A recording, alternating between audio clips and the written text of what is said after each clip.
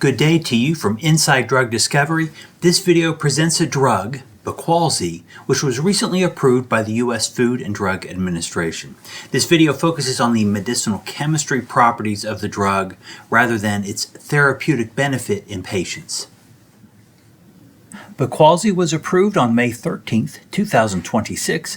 Beqalzi is approved for treatment of relapsed or refractory mantle cell lymphoma, or MCL, in patients who have received 2 lines of treatment, one of which must be a Bruton's tyrosine kinase inhibitor. The API in Beqalzi is sonrotoclax. The drug is administered orally once per day, typically in a 320 milligram dose after a ramp-up regimen. The sponsor for the NDA is B1 Medicines. Beqalzi's NDA was approved under an accelerated track based on patient response rates and the durability of the response, but confirmatory trials will be required. A link to the prescribing information insert of Beqalzi is shown on this slide, as well as in the video description. Beqalzi treats mantle cell lymphoma. So lymphoma is a cancer that originates in the lymphatic system. The condition is named after the mantle zone of the lymph node, which is the site where B lymphocytes become cancer cells. MCL can be an aggressive form of cancer and is more often encountered in patients of age 60 or higher. The therapeutic target of Beqalzi is the B-cell lymphoma 2 apoptosis regulator. Sonrotoclax has an IC50 on BCL2 in the range of 20 to 300 picomolar. So sonrotoclax is a quite potent compound. Of course, sonrotoclax is a quite large structure, as you can see on this slide. If it is well optimized, I would expect such a large compound to have an impressive potency. In the oral oncology drug space, I would typically assume that any new approved compound is a kinase inhibitor of some sort. That is not the case with sonrotoclax.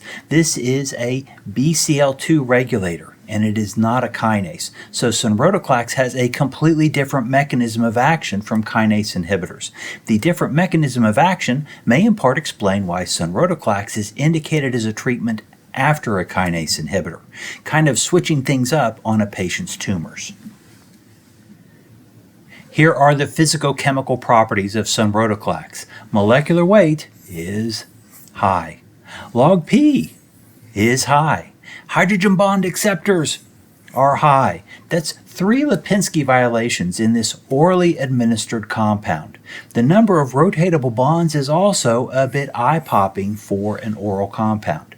Just based on these properties, I would guess that the oral bioavailability of sonrotoclax is very modest, like 10% or less.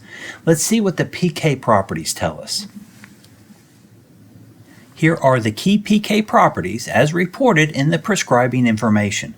I'll jump right down to bioavailability.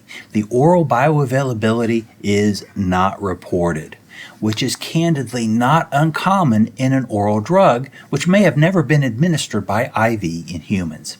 According to an article on the preclinical PK of sonrotoclax, the oral bioavailability in the mouse is about 20%, and in the dog it is greater than 50%. So, despite my concern over Lipinski criteria, it seems that the oral bioavailability of sonrotoclax in humans is likely quite respectable. Nothing else on this slide is terribly remarkable, so let's move ahead. Sonrotoclax is primarily metabolized by enzymes in the CYP3A family. CYP2C8 also plays a role, at least according to in vitro metabolic stability studies. No structures or metabolites are disclosed in the prescribing information. Sonrotoclax is excreted almost exclusively via the feces, with unchanged drug being a minor component.